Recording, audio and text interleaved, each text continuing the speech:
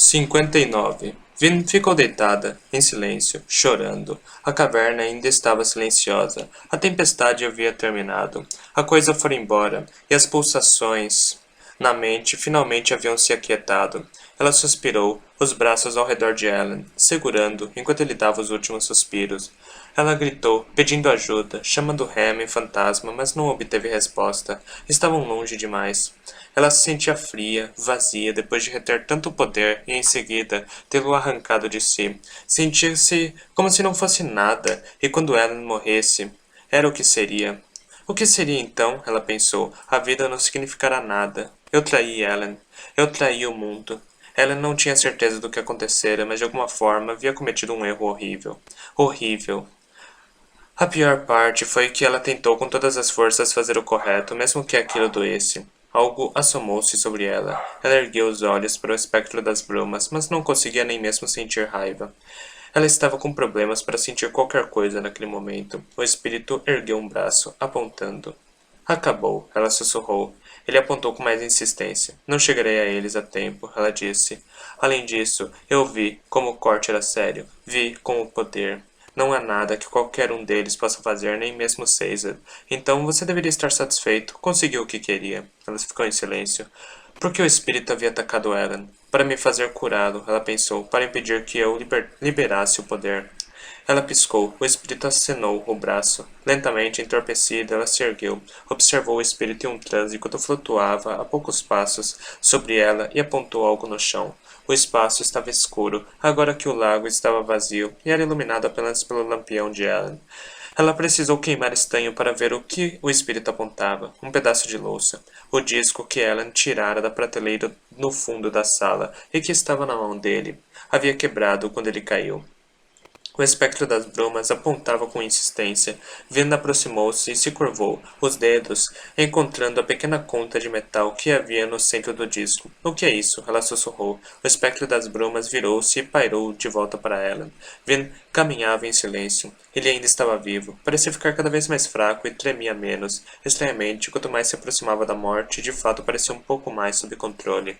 Olhou para ela quando ajoelhou, e ela pôde ver seus lábios se mexerem. Vin, ele sussurrou. Ela ajoelhou ao lado dele, olhou-a para a conta de metal, em seguida para o espírito. Ele estava imóvel, rolou a conta entre os dedos, em seguida ergueu-a para comer. O espírito moveu-se em desespero, sacudindo as mãos. Vin parou e o espírito apontou para ela. O quê?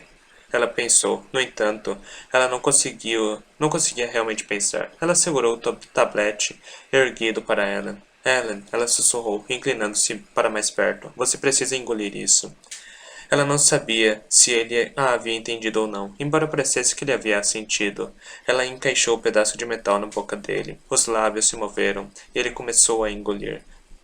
Tenho que trazer algo para que ele engula. Ela pensou. A única coisa que tinha era um dos seus frascos de metal. Ela foi até o poço vazio, recuperando o brinco e a bolsa. Ela puxou um frasco, em seguida despejou o líquido na boca de Ellen. Ellen continuou a tossir com fraqueza, mas o líquido funcionou bem, fazendo a conta de metal descer.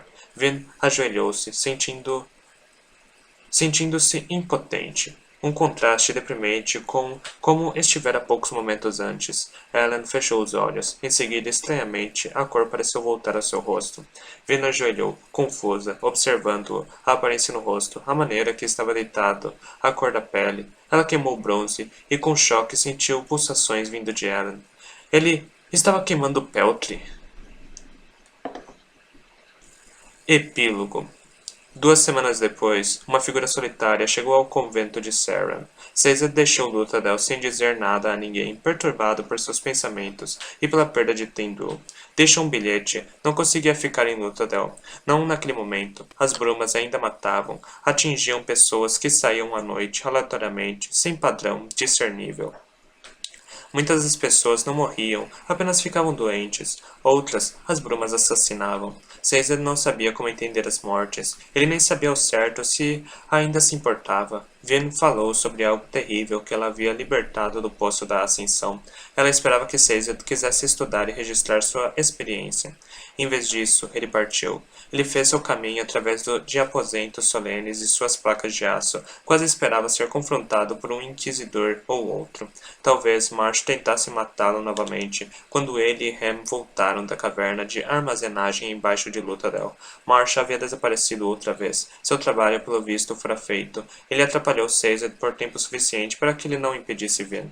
Sazed desceu as escadarias, passando pela câmara de tortura e finalmente até a saleta de rocha que visitara em sua primeira ida ao convento, muitas semanas antes. Ele deixou sua sacola no chão, esforçando-se para abri-la com dedos cansados. Em seguida, ergueu os olhos para a grande placa de aço. As palavras finais de Quam encaravam-no. Sazed ajoelhou-se, puxando cuidadosamente o caderno amarrado da bolsa. Ele desfez o laço e em seguida retirou a cópia original, feita naquela mesma câmara alguns meses antes. Reconheceu suas digitais no papel fino. Sabia que os riscos de carvão eram seus. Reconheceu os borrões que fizera. Com nervosismo cada vez maior, ele ergueu a cópia e encaixou-a contra a placa de aço na parede. As duas não eram idênticas. Sazed recuou sem saber o que pensar agora que suas suspeitas haviam sido confirmadas. A cópia deslizou de seus dedos fracos. E os olhos encontraram uma frase no fim da placa. A última frase, aquela que o espectro das brumas arrancara repetidamente. A original, na placa de ferro, era diferente daquela que Sazed escrevera e estudara. Elendil não pode chegar ao poço da ascensão. As palavras antiquíssimas de Quam diziam, pois ele não deve libertar a coisa que está aprisionada lá. Sazed sentou-se em silêncio. Era tudo mentira, pensou, entorpecido. A religião do povo de Terris. Aquilo que os guardadores passaram milênios buscando, tentando entender, era uma mentira. As conhecidas profecias, o herói das eras, era uma invenção, um truque. Que melhor maneira para tal criatura ganhar liberdade? Homens morreriam em nome de profecias. Queriam acreditar, ter esperança. Queriam acreditar, ter esperança. Se alguém, alguma coisa pudesse utilizar essa energia, pervertê-la, que coisas incríveis poderiam ser realizadas. Sazed ergueu os olhos, lendo as palavras no muro. Lendo a segunda metade outra vez. Continham parágrafos que eram diferentes de sua cópia por fricção. Ou melhor, sua cópia havia sido alterada de alguma forma. Alterada para refletir o que a coisa desejava que Sazed lesse. Escreva essas palavras em aço, as primeiras palavras de Quam.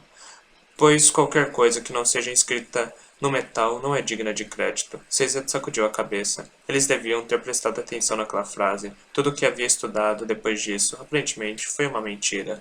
Olhou para a placa, examinando seu conteúdo, chegando à parte final. E assim, eles leram. Eu chego ao foco do meu argumento. Peço desculpas, mesmo forçando minhas palavras no aço, sentado e talhando nessa caverna congelante, tendo a devagar. Este é o problema. Embora eu acreditasse em Elendil no início, mais tarde fiquei desconfiado. Parecia que se encaixava com os sinais, verdade. Mas, bem, como posso explicar? Seria possível que ele se encaixasse bem demais? Conheço seu argumento. Falamos da antecipação, daquilo que foi previsto, das promessas feitas por nossos grandes profetas do passado. É claro que o herói das eras refletirá as profecias. Refletirá perfeitamente. Essa é a ideia. E ainda assim, algo sobre tudo isso parece tão conveniente. É quase como se tivéssemos construído um herói que se encaixasse em nossas profecias, em vez de ter permitido que ele surgisse naturalmente. Essa era a preocupação que eu tinha, aquilo que deveria ter me feito parar quando meus irmãos vieram até mim, finalmente dispostos a acreditar. Depois disso, comecei a ver outros problemas. Alguns de vocês talvez conheçam minha memória lendária. É verdade, não preciso de uma mente de metal feroquemista para memorizar uma página de palavras no instante. Eu lhe digo, me chame de louco, mas as palavras das profecias estão mudando. As alterações são mínimas, espertas até. Uma palavra aqui, uma leve mudança ali. Mas as palavras nas páginas são diferentes daquelas na minha memória. Os outros portadores do mundo zombam de mim, pois têm suas mentes de metal para provar que os livros e as profecias não mudam. Não mudaram. E assim, essa é a grande declaração que preciso fazer. Existe algo, alguma força que quer que acreditemos que o Herói das Eras chegou e que ele precisa ir até o Poço da Ascensão. Algo está fazendo as profecias mudarem para elas se para que elas se refiram a Elendil da forma mais perfeita. E seja lá o que for esse poder, ele pode mudar palavras dentro da mente de metal de um feroquimista. Os outros me chamam de louco, como eu disse. Talvez seja verdade, mas será que nem mesmo um insano deve confiar na sua própria mente, na sua própria experiência, em vez de nas dos outros? Sei o que memorizei. Sei o que é repetido agora pelos outros, portadores do mundo. Os dois não são a mesma coisa. Sinto astúcia por trás dessas alterações, uma manipulação sutil e brilhante. Passei os últimos 2 anos em exílio, tentando decifrar o que as alterações poderiam significar. Cheguei a uma única conclusão. Algo tomou controle de nossa religião, algo nefando, algo em que não se pode confiar. Ele engana e obscurece, usa Elendil para destruir, levando-o por um caminho de morte e tristeza. Ele está atraindo Elendil para o poço da ascensão, onde o poder milenar se acumulou. Posso apenas acreditar que ele enviou as profundezas como um método de deixar a humanidade mais desesperada, de nos forçar a fazer o que ele deseja. As profecias mudaram. Agora dizem a Elendil que devem abrir mão do poder assim que o tomar. Não é o que havia nos textos de antigamente. Eles eram mais vagos, e ainda assim uma nova versão parece torná-lo um imperativo moral. Os textos agora enfatizam uma consequência terrível se o herói das eras tomar o poder para si. Elendil acredita neles. Ele é um bom homem. Apesar de tudo, ele é um bom homem. Um homem que se sacrifica. Na verdade, todos os seus atos, todas as mortes, a destruição e as dores que ele causou feriram-no profundamente. Todas essas coisas foram, na verdade, uma espécie de sacrifício para ele. Ele está acostumado a renunciar à sua vontade em prol do bem maior, como ele o vê. Não tenho dúvida que se Alan chegar ao posto da ascensão, ele tomará o poder, e em seguida, em nome do suposto bem maior, renunciará a ele, renunciará a esta força de destruição que o levou à guerra, que tentou matar, que habilmente o levou para o norte. Essa coisa quer o poder mantido no poço, e violou os princípios mais sagrados de nossa religião para consegui-lo. E assim fiz a aposta final. Meus apelos, meus ensinamentos, minhas objeções e até mesmo minhas traições foram todas inúteis. Elendil tem outros conselheiros agora que falam o que ele quer ouvir. Tem um sobrinho jovem, Rashek. Ele odeia todos de Clanion, com a paixão da juventude invejosa. Odeia Elendil de forma ainda mais aguda, embora os dois nunca tenham se encontrado, pois Rashek se sente traído por um de nossos opressores ter sido escolhido como herói das eras. Elendil precisará de guias através das montanhas de Terris, incumbir Rashek de garantir que ele e seus amigos de confiança sejam escolhidos como guias. Rashek deve tentar levar Elendil na direção errada, dissuadi-lo, desencorajá-lo ou, de alguma outra maneira, frustrar sua busca. Elendil não sabe que foi enganado, que todos fomos enganados, e ele não me ouvirá agora. Se Rashek falhar em desviar do caminho, eu instruí o rapaz a assassinar Elendil. É uma esperança distante. Elendil sobreviveu a assassinos, guerras e catástrofes, e ainda assim espero que, nas montanhas gélidas de Terris, ele possa finalmente ser exposto. Espero por um milagre. Elendil não pode chegar ao poço da ascensão, pois ele não deve libertar a coisa que está aprisionada lá. Sazed recostou-se. Foi o golpe final, o último que matou o que restava de fé nele. Soube, naquele momento, que nunca acreditaria novamente. Vin encontrou Ellen em pé, na muralha da cidade, olhando para Luthadel. Vestia um uniforme branco, um daqueles que Tendu fizera para ele. Ele parecia mais sério do que há poucas semanas antes. Você acordou, ela disse, movendo-se até ficar ao lado dele. Ele assentiu, não olhou para ela. Continuou a observar a cidade, com a agitação de pessoas. Passaram um bom tempo, delirante na capa, apesar do poder curativo de sua alomancia recém-descoberta. Mesmo com Peltry, os cirurgiões não sabiam ao certo se ele sobreviveria. Ele sobrevivera. E, como um verdadeiro alomântico, já saíra da cama no primeiro dia de lucidez. O que aconteceu? Ele perguntou. Ela sacudiu a cabeça, recostando-se contra as pedras da ameia.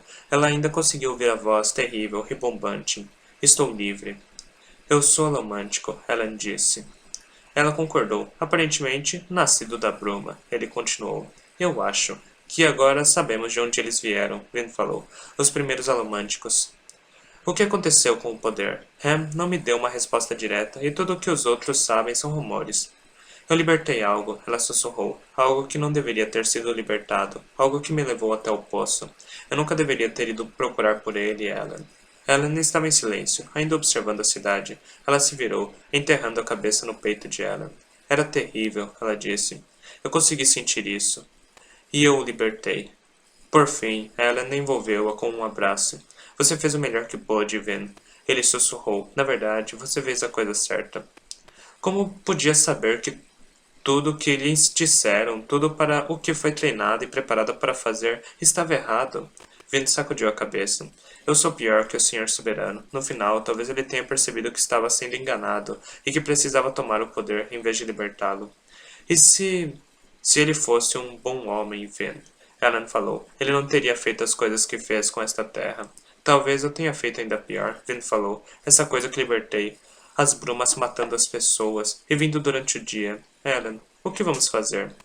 Ele olhou para ela por um momento, em seguida se voltou outra vez para a cidade e seu povo.